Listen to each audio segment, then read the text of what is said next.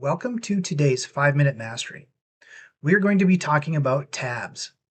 Tabs are an unworked section around a path that keep the primary material connected to maybe an internal part of scrap. They're helpful because they keep the scrap pieces immobilized so that they don't break free, potentially damage a tool or damage a part.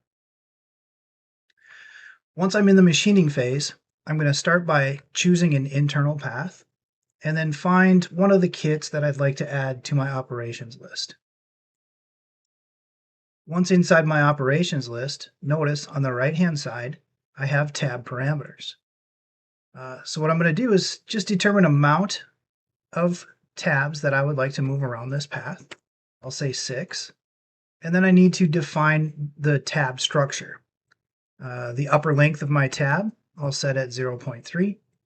The lower length at 0.6 and the height at 0.15 inch. Okay. Then I press apply to make sure the software accepts these parameters and click on insert. I get an alarm. Cannot apply tabs with Z movements in spiral. Forced Z movements to step. What does that mean? So in my step Z parameters, I have determined that closed paths, the tool is going to move in a spiral motion. That can't happen with tabs. It's automatically forced to work in a step Z fashion. So that just means the router tool plunges down, works around the perimeter until it gets to the starting point again, and then plunges down into the next level and carries on. Also notice where my tabs arrive. So EasyStone is calculating the entire total length of the path and dividing it into sections to equalize 6 tabs around my part. So if you find out that maybe 6 tabs is not good for your particular path, you could go up 1 or down 1 to like 5 or 7 and see if that works in a better way. All I would have to do is adjust the amount and click apply. I get the message again, but now you can see I have 7 different tabs around my part to hold my centerpiece in place. Just to check out a simulation, let's see what the tool is doing as it works around the path.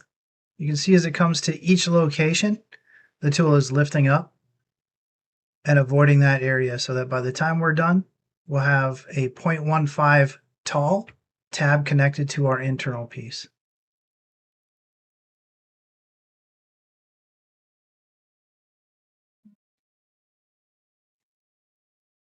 Now that we've seen how we can use tabs or add them manually inside of our operation, let's consider how I might set up my kit so I don't have to do this every time. Under Database Kits, I'm going to go to my milling operations, find a kit that I like for my internal cutting, and I'm going to say New.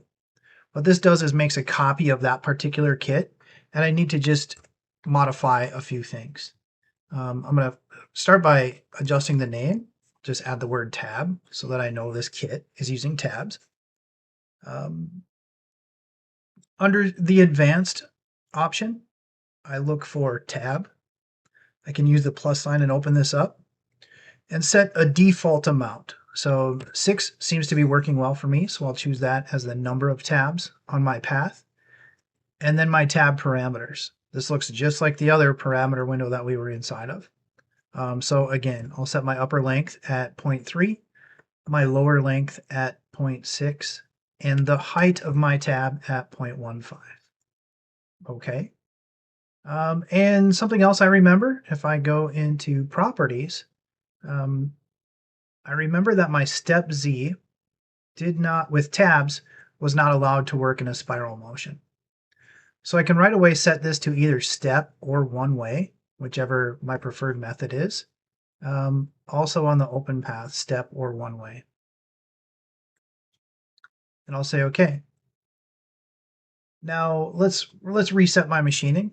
So I'll delete the first one. And I'm going to select the path again. Go into my milling operations, look for my newly created tab kit, and add it to the operations. Now you can see automatically 6 tabs arrive for me along my path. I'm not getting any message regarding that I'm forcing step because step is already assigned. And that's how I would set up the kit. So there you have it. This is how we can use tabs inside of EasyStone to prevent our centerpieces from breaking loose and unnecessarily breaking a tool or damaging our stone. Thank you for watching today's 5-Minute Mastery.